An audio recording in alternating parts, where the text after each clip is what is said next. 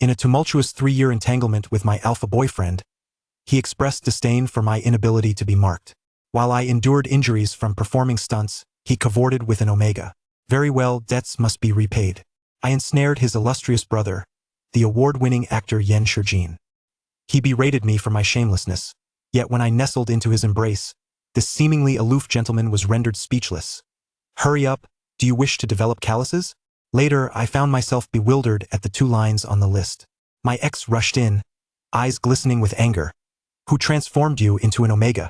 Whose child are you carrying? On my birthday, I was laboring on set.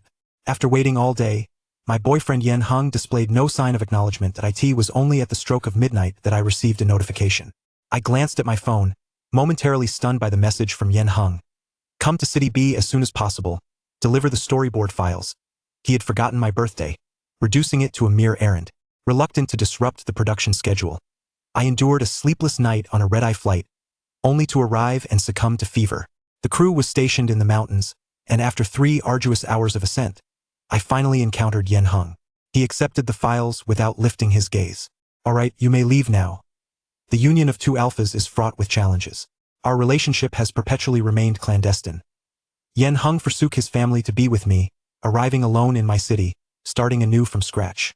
During our most trying times, he toiled by day and delivered food by night, all to procure a ring for my 22nd birthday. Yet, when did he begin to grow increasingly indifferent? Unable to contain my curiosity, I inquired, Yen Hung, do you know what day it is today? He lit a cigarette, brow furrowed. What day? I don't know. Aren't you supposed to be filming tomorrow? Why haven't you left yet? He didn't even offer me a glass of water that I let out a self-deprecating laugh and turned away, ultimately saying nothing at all. 3. After a night of returning to the film set, I plunged directly into the performance without any respite. To my misfortune, a fierce wind swept through that day, and as I was hoisted by the wire harness, I was abruptly knocked off course. The crew could scarcely hold me steady. When I plummeted to the ground, I found myself utterly immobilized, my back drenched in blood. My manager and assistant were thrown into a panic. The production team promptly called for an ambulance.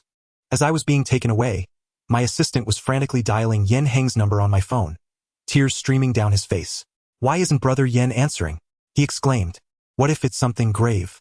He might not even get to see you one last time. The agent, unable to endure any further, gave him a sharp rap on the head. What nonsense are you spouting? I winced in pain, yet still reached out to gently pat my assistant's head. He is not a doctor. What purpose would his presence serve? Fortunately, I sustained no injuries to my bones. My back, however, required a dozen stitches, and even the slightest movement of my arm sent waves of excruciating pain coursing through me.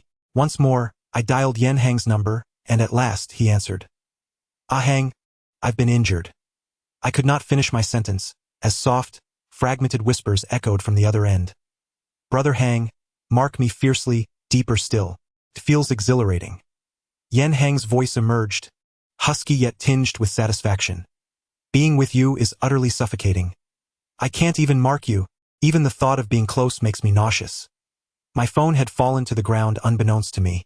It seemed that while I had plummeted from the wire, he had been entangled with Hu Tianhu.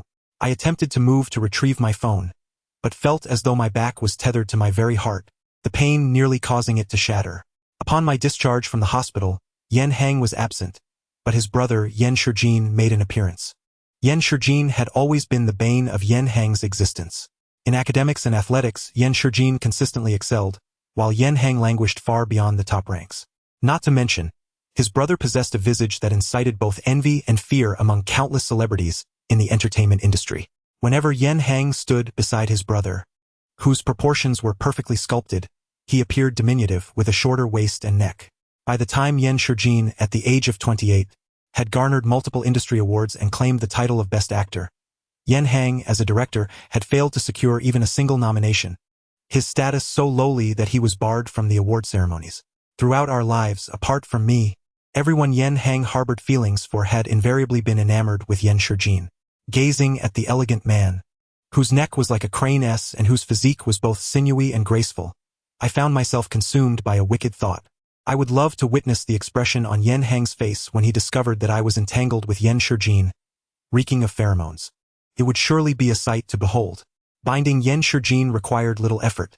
A single cup of coffee sufficed to incapacitate him. Hence, when the man awoke, he found himself with his shirt wide open and his hands shackled by chains. I observed him, my gaze transforming into invisible fingertips, delicately traversing his entire form. He was stunning, like a mermaid risen from the depths of the ocean. His muscular contours were both robust and graceful. As he breathed, perspiration glistened upon him, resembling delicate golden scales that shimmered with brilliance. Yet, when Yan Shijin turned his gaze towards me, his eyes seemed to harbor the essence of a venomous serpent.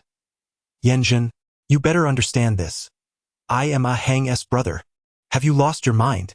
You are his boyfriend, he began, but did not finish. I took a cigarette, inhaled deeply, and then pressed my lips against his.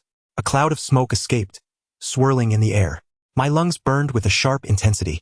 I leaned close to his ear, my warm breath caressing his skin. Isn't it thrilling to be the boyfriend of a younger brother? The man suddenly tensed all over. Through the haze of smoke, I pressed my lips against the mole on his throat, my neck brushing against his slightly flushed gland. Yan Shijin began to cough, his veins protruding, as he yanked on the iron chain, producing a clanging sound. His pupils turned a shade of crimson, reminiscent of an injured leopard, and the disdain in his eyes was unmistakable. TSK. I extinguished the refreshing mint cigarette, momentarily forgetting this detail. Yan Heng had informed me that Yan Shijin was rather straightforward. Once, someone had confessed their feelings to him and nearly had their gland shattered by a punch. Indeed, Yan Shijin gazed at me with a heavy stare, his teeth nearly clenched. Yanjun, if you do not release me soon, I shall make you pay. He dared to threaten me. I couldn't help but wonder, when did I become so easily intimidated? I'm ready. Indulge me thoroughly. I'm waiting. I gently lifted my foot, pressing down heavily upon his gland with my calf. A soft glide turned into a fierce caress. In an instant, his veins surged, radiating heat. Sweat cascaded down Yan Shijin's high-bridged nose, tracing a golden arc from his heaving chest. The man abruptly closed his eyes, unwilling to behold me any longer. Yet, he soon trembled all over, for I had suddenly stepped firmly upon him. TSK. The film emperor is rather gifted. My entire foot could hardly encompass him. I continued to rub against him with my foot, and in a fit of rage, the man yanked at the chains, creating a clanging sound. Do you possess no shame? Keep your distance. Your pheromones make me nauseous. Almost simultaneously, his pheromones surged forth like a raging inferno. The intensity of that assault and hostility nearly left me dizzy. I let out a cold laugh and settled into his embrace, allowing the sharpness of his pheromones to pierce my skin, bringing a pain akin to cracking. Yet, despite the discomfort, I leaned in to kiss him. Our pheromones never melded, akin to two wild beasts in the desert, snapping and gnawing at one another. Their claws nearly tore through our defenses. Unbeknownst to us, we began to breathe erratically, ensnared in an inextricable tangle. The aggression felt almost intoxicating, a crimson hue tainted with a rusty sweetness. Yan Shijin broke free from one of his restraints, gripping the nape of my neck with fervor. Even though I struggled to breathe, I relentlessly pursued him until I could no longer maintain my position, on the verge of collapsing backward. It was only then that he savagely bit down on my neck. My lips felt as if stung by a bee, enveloped in a dizzying haze akin to consuming strong spirits. In a moment of unconsciousness, as I untied his belt, something struck me violently in the lower back, leaving me momentarily stunned. Yan Shijin, covered in a fine sheen of sweat, glimmered under the light like scales of a serpent. With furrowed brows, he delivered his final ultimatum. Let go of me, and I shall pretend the preceding events never occurred. I hadn't compelled him to acknowledge anything, so what was there to emphasize? In the next instant, Yan Shijin's expression contorted, a reaction to my audacity and my abrupt withdrawal. I inhaled sharply, taken aback by his formidable presence.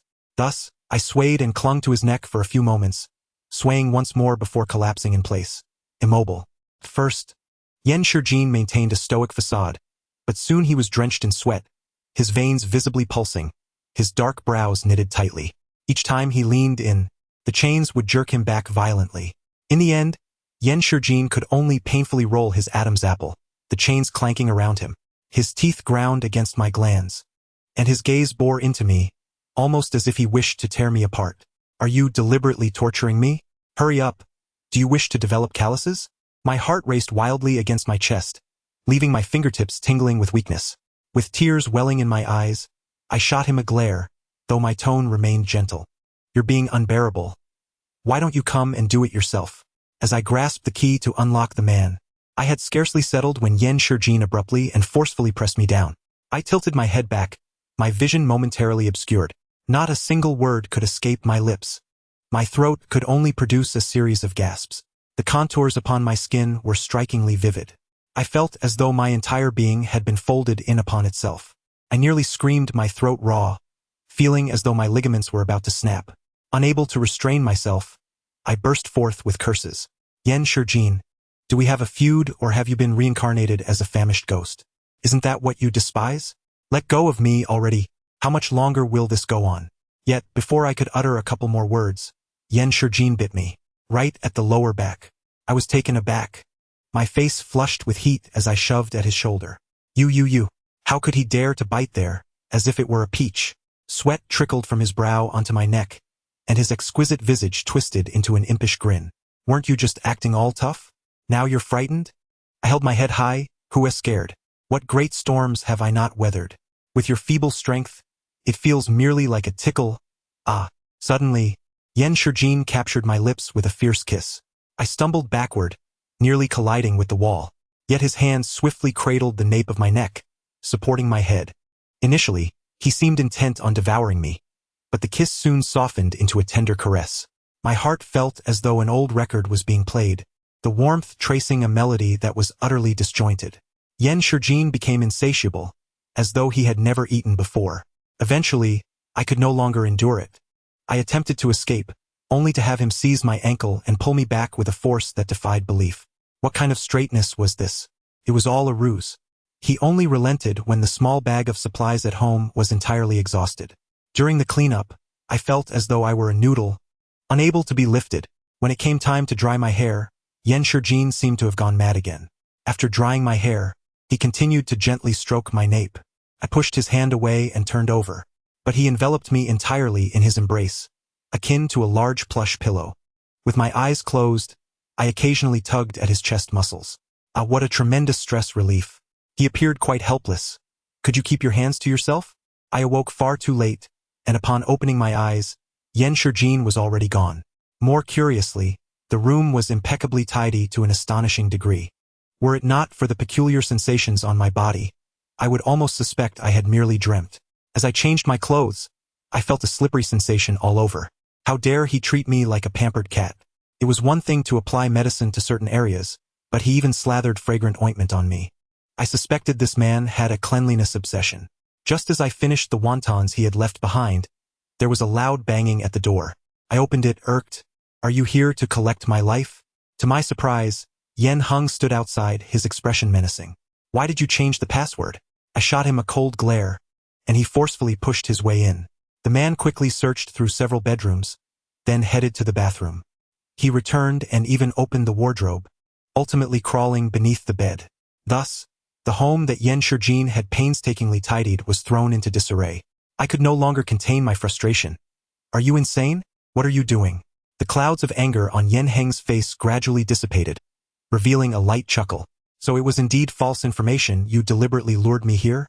What a nonsensical claim. I furrowed my brow, ready to shove him out the door. You are not welcome here. Yan Heng raised an eyebrow, leaning against the wall without budging. Still angry? It's just an injury.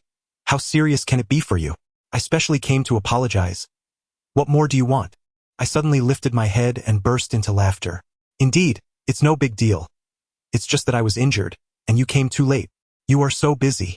I completely understand. Yan Heng sighed in relief, pretending to embrace me. I knew Ajun would be understanding and forgiving. However, I abruptly ceased my laughter. No worries. Next time I get injured, feel free to arrive even later. It would be best if you attended my funeral directly, thus sparing me the step of forgiving you. Yan Heng's complexion turned ashen, and his tone became icy. What are you saying? I could not be bothered to respond, shoving him out forcefully. Then I slammed the door shut, inadvertently catching his hand. Outside, Yan Heng yelled, Yanjin, are you out of your mind? Do you wish to cripple my hand? The loud banging prompted me to call security to escort him away. We had quarreled in the morning, yet in the afternoon we had to work together. Even though I felt a surge of anger upon seeing Yen Heng, I could not let it interfere with my job or the penalties for breach of contract. This was a period drama, and I portrayed a bullied hostage. My co-star, with his enchanting features, held Yen Heng's hand, applying bruise ointment to him. Upon noticing my entrance, Yen Heng snorted coldly and inched closer. The young man's voice was haughty. Who injured Director Yen? How cruel. However, the moment he spoke, I was left dumbfounded. It was him, the youth who, when I fell from the wire, Yen Heng had marked as his own Shinqing. From the moment the play commenced, I glared fiercely at him. Shinqing delivered his lines with all the emphasis wrong, lacking any momentum. I don't wish for this either, but with a mere beckoning, your lover came running. If I were you, with such kindness to a lover only to be abandoned, it would be better to die. Yet, though it was merely part of the script, and despite the injuries from the fall having healed, his words resonated within me as if my back were splitting open. Suppressing my fury, I adhered to the script, gripping Shinqing's neck and pushing him into the water. But as soon as my hand touched him, he screamed, crashing to the ground. Tears filled his eyes, his expression one of pure fright. Teacher Yen, what did I do wrong? You are squeezing me so tightly, I can hardly breathe. Yen Heng rushed over, helping Shinqing to his feet. The reproach in his gaze was directed at me. He is just a child. Could you not ease up on him? A wave of anger surged in my chest, my voice nearly hoarse. I merely touched him. How delicate he is. Do you not realize your own strength? Moreover, I was watching from the monitor. Do you know how frightening your performance was? It looked as if you intended to tear Shinqing apart. I was almost laughing in anger. So my performance was good. Yet it became a mistake? Shinqing's face paled, tears streaming down his cheeks. It's my fault. I wasn't professional enough. Yen Heng patted his shoulder and shouted at me. Enough. Can't you show a little consideration? He then turned to the scriptwriter. Quickly revise the script. Let it be Shinqing who pushes Yen Zhen into the water. I chose to remain silent, understanding that the crew had to accommodate certain individuals. However, I had not anticipated that Shinqing would falter so many times. Not only did he break character, but he also stepped out of frame. He forgot his lines or made mistakes. Each time, it occurred after I had fallen into the water. Unlike the harshness directed at me, Yen Heng was incredibly patient with Shinqing. When he made a mistake, he gently comforted him. Don't cry, you were truly brilliant. Let us do it again. When he forgot his lines, he would ruffle his hair. You must be tired from doing it too many times. It's not your fault, we can redo it. Thus, from the afternoon until dusk, I plunged into the frigid waters over 20 times. My clothes drenched and then dried again. By the end, my bones felt frozen, my head heavy and my legs weak, my vision dimmed. Finally, there came a moment when Shinqing successfully managed his scene. As he pushed me, however, I froze in place, unable to move. Yen Heng, holding a megaphone, shouted impatiently, Yen Zhen, can you act? Why are you just standing there? I slowly lifted my gaze but could not respond to him, for I had fainted. Having just recovered from the pressure injury, I succumbed to recurrent chills. Consequently, I developed acute pneumonia, my fever soaring to 40 degrees Celsius. When I finally opened my eyes again, it was 3 days later. Upon awakening, I felt as though the sky had collapsed. I was the protagonist of this play, and I dared not contemplate how much progress would be delayed. My hands trembled as I dialed Yen Heng's number. Ahung, how is the play? I'm heading back right now. Don't worry, he replied, seemingly in good spirits. Just take a good rest. I felt a sense of relief, but then I heard Yen Heng speak again. The lead role has been changed to Shinqing. A sharp ringing filled my ears, and I found it difficult to breathe. On what grounds? Because a day of halted filming incurs losses of hundreds of thousands. We can't afford to wait. But Shinqing has always. How could I faint?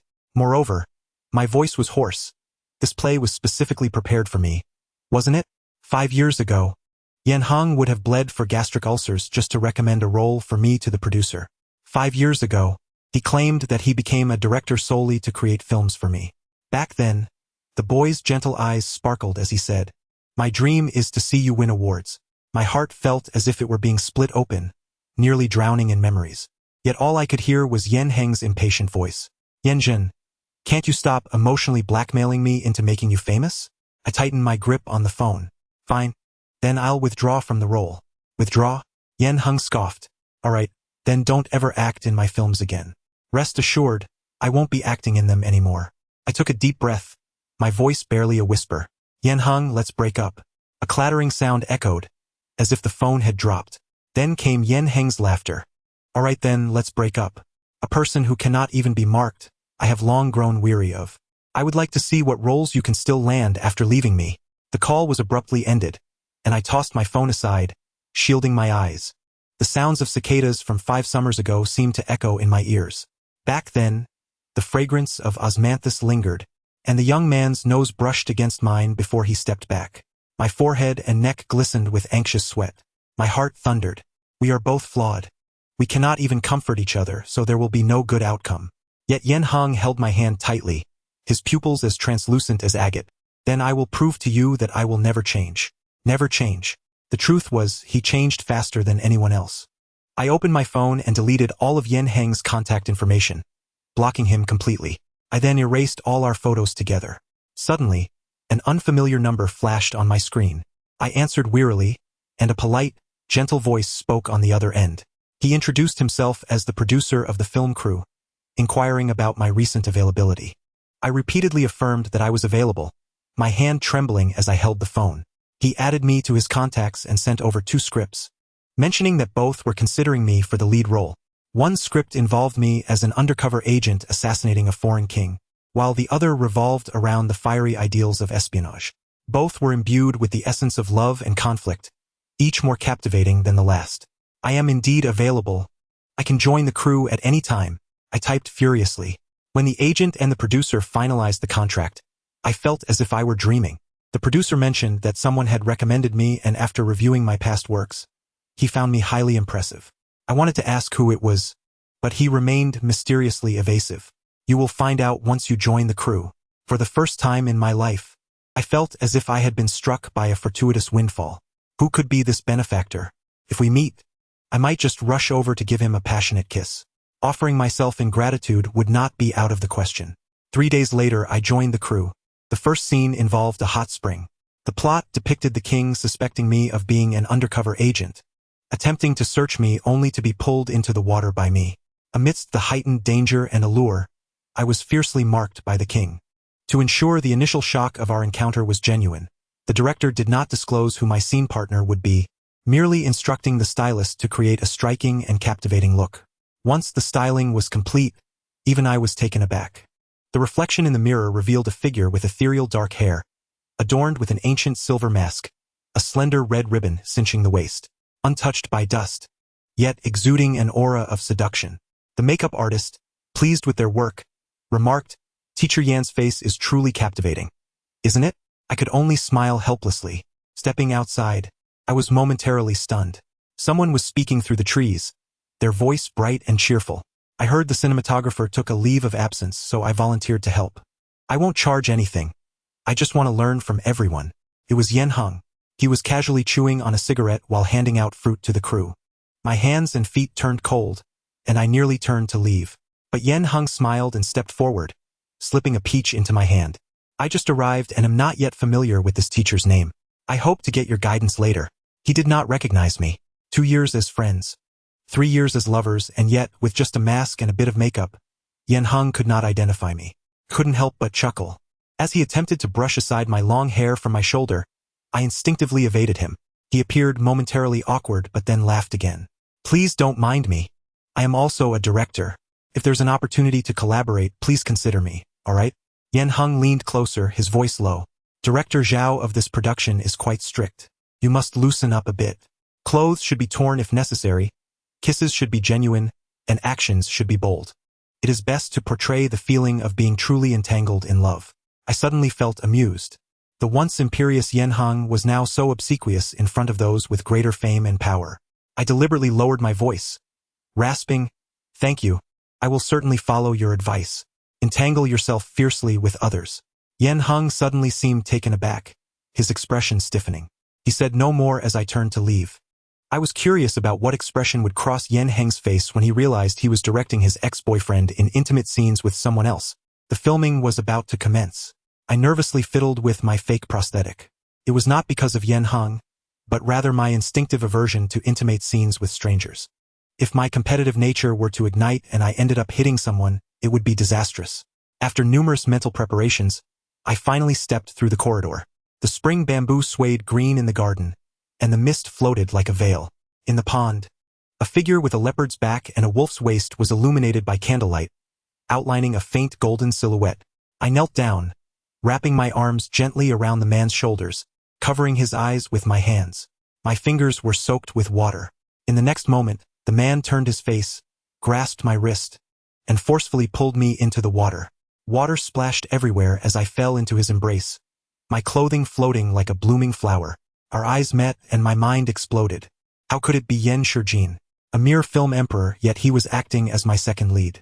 My hair entwined with his, my heart pounding like a drum. The man was strikingly handsome, exuding a calm yet commanding presence. Yet his hands coiled around me like a serpent, tightening their grip. His gaze was as deep as the ocean. Speak, what do you wish to do? Complex emotions surged within me, rendering me speechless. In a flurry of panic, I picked a petal from the pond and pressed it against his lips. Through the flower, I lightly pecked at the man's mouth. Water droplets slid down from Yen Shijin's Adam's apple, splattering onto his collarbone. Finally, the first segment was completed, and I felt an instant release. How could such a coincidence occur? Even if Yen Heng was the cinematographer, it was unfathomable that my partner was Yen Shijin. Letting my brother film intimate scenes between his ex-lover and his sibling was enough to make anyone's scalp tingle. The director, however, was unaware of the storm brewing within me. As he praised my previous performance for its genuine emotional impact, he remarked that the kiss through the flower was the highlight. Yen Heng, too, seemed to have lost his mind. For every compliment the director offered, he echoed with enthusiasm, saying how good my acting was. Yen Heng leaned in closer, whispering beside me, "Teacher, you must let loose in your performance. Whatever seduction you can muster, do it. My brother particularly dislikes this. If you are passionate and bold, relentlessly pursuing heated kisses, my brother, you could easily market yourself as the one who overshadows the film emperor in the future." Overwhelm you? I gazed at Yen Heng, my expression masked by my disguise. Are you aware that you are instructing your ex-boyfriend and brother to entangle passionately? As we resumed filming, I felt almost frozen like a puppet. Sitting in Yen Shijin's embrace, I noticed Yen Heng observing every detail without batting an eye. My embarrassment left my fingers motionless. When our lips collided, we both grimaced as they struck his teeth. The director naturally called for a pause, repeatedly explaining the scene to me with a furrowed brow. Yen Shijin's gaze bore into me, his voice low and husky. "What's wrong? Is it that you can't act with Yen Heng watching? Oh, you're not still pining for old flames, hoping to rekindle things, are you?" I shot him a glare, then suddenly laughed. "And what about you? Being intimate with your former sister-in-law in front of your brother? You are simply morally bankrupt." I fell silent, for Yen Shijin abruptly seized my throat. For a moment, dazed, I refused to yield, grasping the wine jug by the pool's edge, taking a sip before pressing my lips to his. My hair tangled around us, my waist swaying. Tilting my neck, my hair enveloped me, my body moving like an eel. The night breeze swept through the corridor, leaving my chest in a state of longing. A gentle caress, a light brush. Suddenly, my throat was constricted. Breathing became labored, yet Yen Shijin tightened his grip on my carotid artery. Felt like a caress, yet a threat. In the next instant, he unexpectedly flipped me over, pinning me against the pool's edge. The shimmering waves reflected light like silver scales. Our skin touched, and something akin to a serpent's tail repeatedly brushed against me. His large hand supported my neck, and he suddenly leaned down to drink the droplets from my collarbone. I knew this was acting, yet, seeing the caution and obsession in his gaze, I lost control. I was utterly immersed in the scene. My skin trembled, my breath scorched. My blood roared with a fervent desire to be pierced, to be devoured, to be completely saturated with his essence. Every kiss he placed on my neck and shoulder drew involuntary gasps from me. At that moment, Yen Shijin was no longer composed, beads of sweat dotting his skin. His muscles tensed like a bow drawn tight. His brow furrowed as he lowered his voice. "Stop calling out." My fingers, however, ventured into his hair, my white attire clinging like cicada wings against my skin. My legs coiled around his waist, my neck brushing against him. "Tear, penetrate, strangle." I whispered temptingly in his ear. "You can do whatever you desire." As my words fell, something shifted near the camera. Yen Heng had knocked something over, his face suddenly pale. He attempted to turn off the screen but was restrained by the crew. I was momentarily distracted, my gaze unconsciously drifting that way. But Yan Shijin abruptly grasped my chin, turning my face toward him. His teeth grazed my gland fiercely. From an angle I could not see, he cast a provocative glance at Yan Heng. The heat of his body pressed against my chest. My breathing became erratic. In my eyes, there was only Yan Shijin. I could not help but arch my back, using my gland to rub against his lips. I heard him curse, his teeth sinking deep, penetrating completely. My head exploded with sensation, nearly making me roll my eyes back. He breached my artificial gland, truly piercing my skin, forcefully injecting his pheromones. How could this be?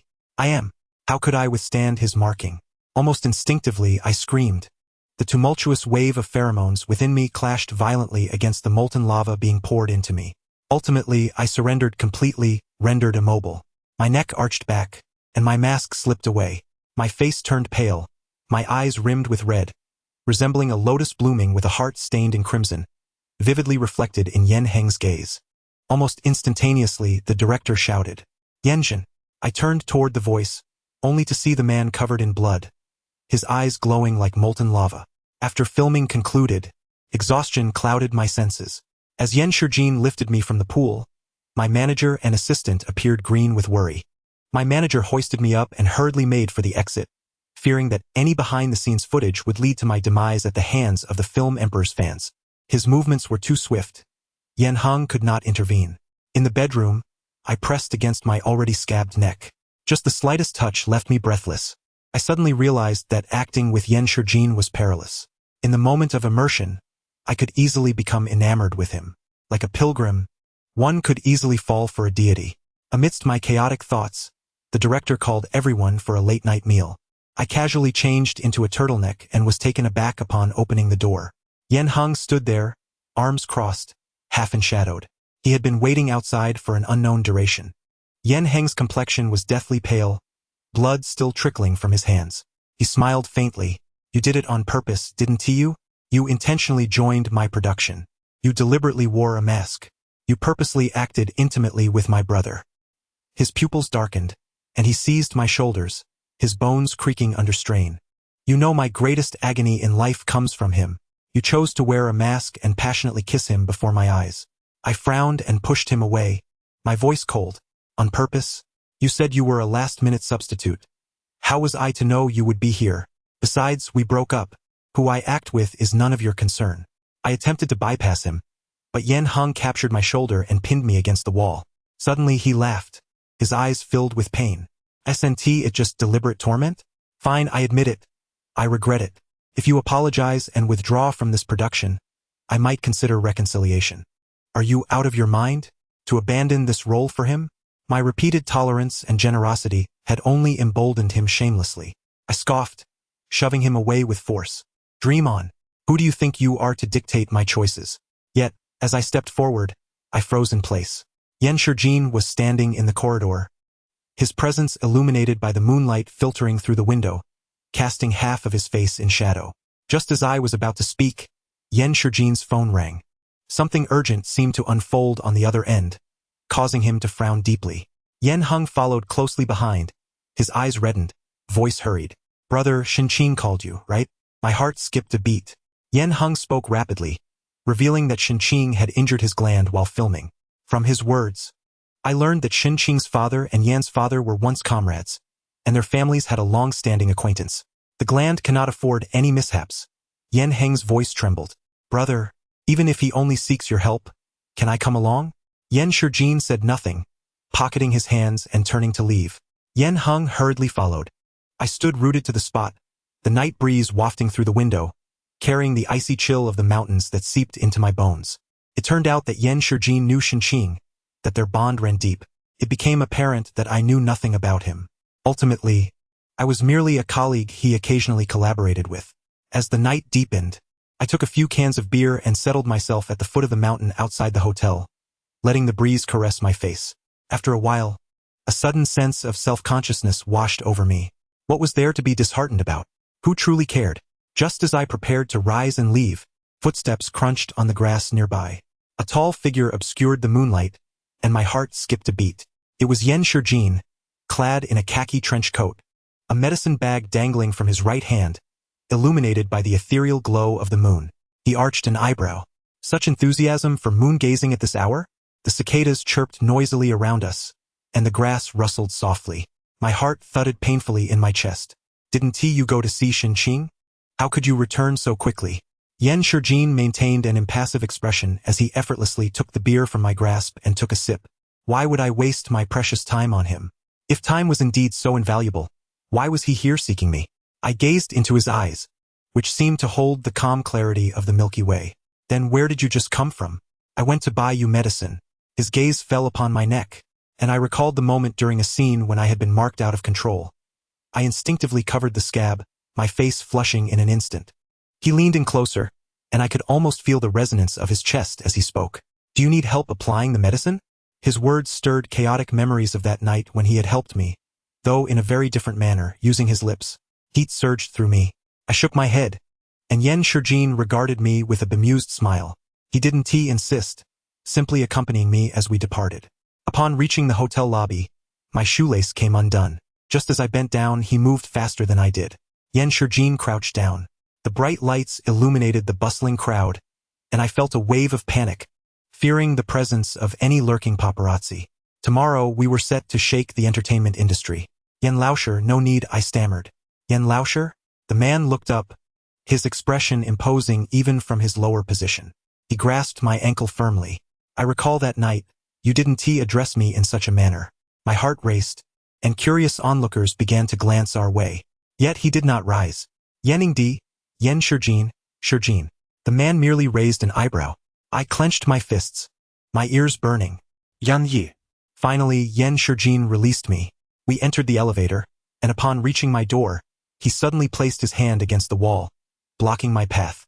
His gaze was as dark as the night. Having assisted you twice, shouldn't I be entitled to some form of gratitude? Assisted me twice? The medicine and the shoelace? I scratched my head, feeling a bit awkward. Then what do you want, Yengo? Before I could finish, Yan Shijin captured my lips with his own.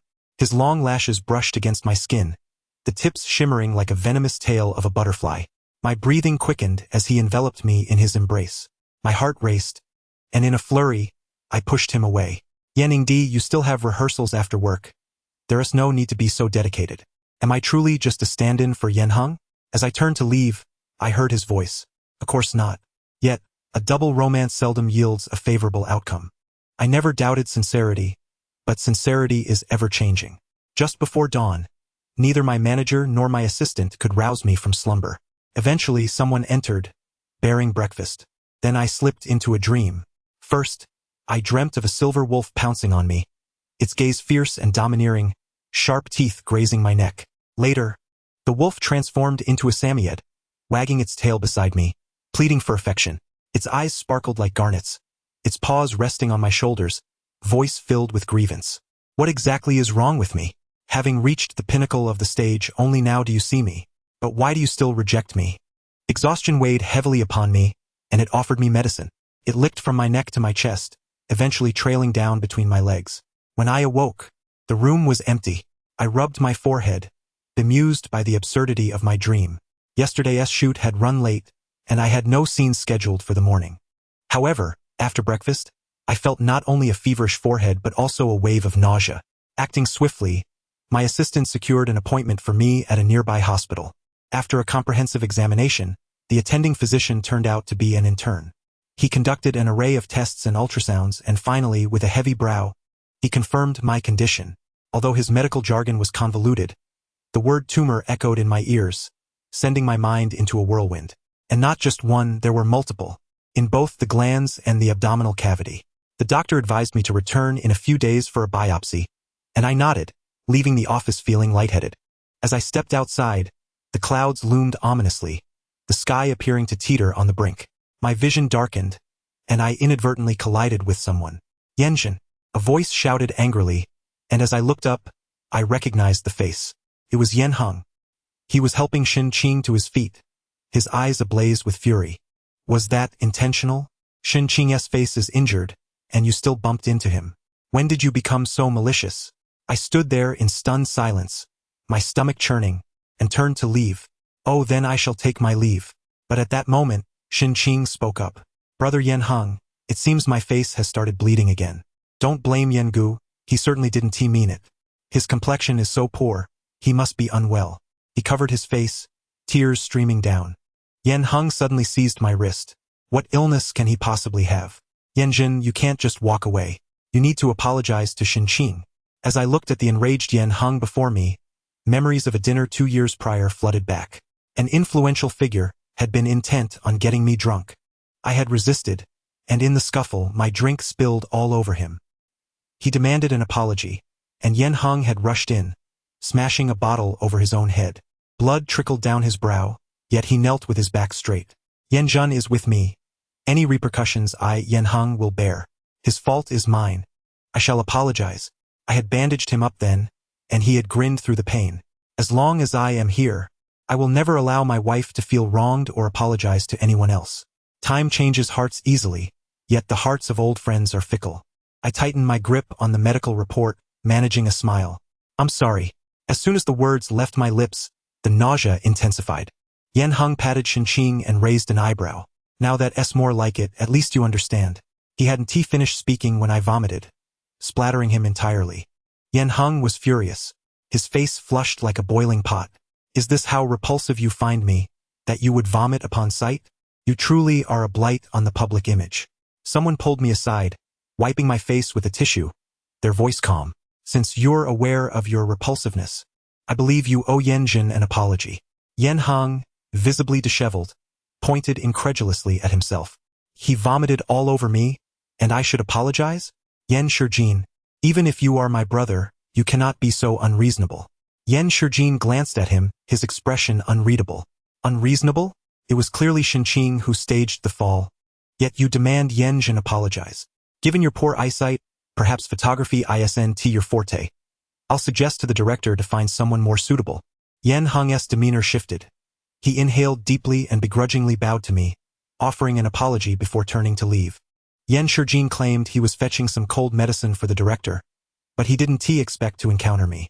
He spoke extensively, yet my ears rang with silence, unable to comprehend any of his words. The man finally sensed something amiss. He grasped my shoulders. Yanjin, do you truly despise me this much? How could that be? I looked into his eyes, which sparkled with the light of rare gemstones, and just a glance stirred something deep within me. A profound sense of tragedy enveloped me as I drew a card, only to realize the server would shut down in a mere 5 seconds. Gripping the man firmly, I pressed Yan Shijin against the wall. I do not harbor any fondness for you, being tossed around like a pancake, but I have no time to waste. Yan Shijin, my voice was hoarse, cannot delay you. At my words, Yan Shijin's expression shifted dramatically. Suddenly, he snatched my medical bag, rifled through it, and abruptly closed his eyes. The man stood motionless, the sunlight rendering him an almost lifeless ice sculpture. Out of the blue, he made a phone call and then grasped my hand, leading me outside. After fastening my seatbelt, I remained somewhat dazed. Where are we going? He answered my inquiry with a question of his own. Did you bring your ID? I nodded, confirming that I had my medical card and insurance card with me. Yan Shijin remained silent, driving at an exhilarating speed. Was he taking me to another hospital for a follow-up? After a series of speculations, I was left speechless upon arrival, staring at the prominently displayed sign of the Civil Affairs Bureau. My head spun, and my voice faltered. Why have you brought me here? Yan Shijin unfastened his seatbelt and, with an air of calmness akin to that of a mundane grocery shopping trip, stated, to marry you. My breath hitched for a moment. Why? You've turned me into a heterosexual. He gripped my chin with frustration. Now that you've teased me, you think you can escape? Yanjin, you shall not. I will cling to you even in death. Yan Shijin, this rascal. Does he not grasp the art of conversation? What should have been a romantic proposal morphed into a ghost story. Naturally, as someone with my pride, when he proposed, my only option was to accept. I am neither foolish nor pretentious. Even on the brink of death, what pretense remains? I simply did not anticipate the ease with which I could procure the Red Book. The barriers I had battled against for years with Yan Heng were effortlessly dismantled by Yan Shijin in just 2 hours. In the days that followed, Yan Shijin became frantic. Besides filming, he seized every opportunity to be close to me, honing my flexibility to the point where I could throw my legs over his shoulders. It was as if he feared I might vanish, each time locking us together tightly. Finally, Amidst a brief filming break, he arranged for a follow-up with a specialist. The spectacle was grand, with a helicopter whisking me away from the set, the wind so fierce that it blew the director's wig off. However, upon reaching the destination and gazing at the nameplate outside the consultation room, an overwhelming urge to flee surged within me. Yan Shozhuang. Yan Shijin nodded. My grandfather. Was this not the very grandfather who nearly assaulted Yan Heng upon learning of our relationship? My heart raced alarmingly. I am both. And terminally ill. What if he gets so worked up that he passes away? But Yan Shijin tightened his grip on my hand. You are my beloved, and that is a settled matter. They will not withstand it. They must increase their tolerance. Clearly, reasoning with him was futile. In the end, Yan Shijin accompanied me into the consultation room. Upon seeing me, his grandfather's gaze was sharp enough to pierce me with several wounds. Yet, with Yan Shijin present, he refrained from losing his temper. Instead, he impatiently bombarded me with questions and scrutinized several scans with a furrowed brow. Finally, the elderly professor, his hands trembling, removed his glasses, his complexion shifting. With a forced smile, he posed a question. What is the name of the intern you consulted? I answered truthfully, and Yan Shozhuang promptly made a phone call. Moments later, the intern arrived. The elder tossed the report aside, brandishing a feather duster to strike the doctor. Have you never seen a case of secondary differentiation? What tumor? That is an embryo and a gland undergoing secondary development. You pose no threat to me in the medical field, yet you have tarnished my reputation in the educational sector. The doctor, howling from the blows, held his mouth, stifling his cries. Exhausted, the elder finally kicked the man out. Taking a deep breath, he turned to me with an abrupt change in demeanor. Little Yen, he grasped my hand, his eyes full of regret. In truth, my grandson Yan Shijin. I apologize for him marking you with this condition. How about this? My grandson may not be the brightest, but he is quite handsome and earns a decent living. If you do not mind, would you consider taking him? My mind was reeling, struggling to comprehend. So, I do not have a terminal illness. I have merely undergone secondary differentiation. Not only have I transformed, but I am also pregnant.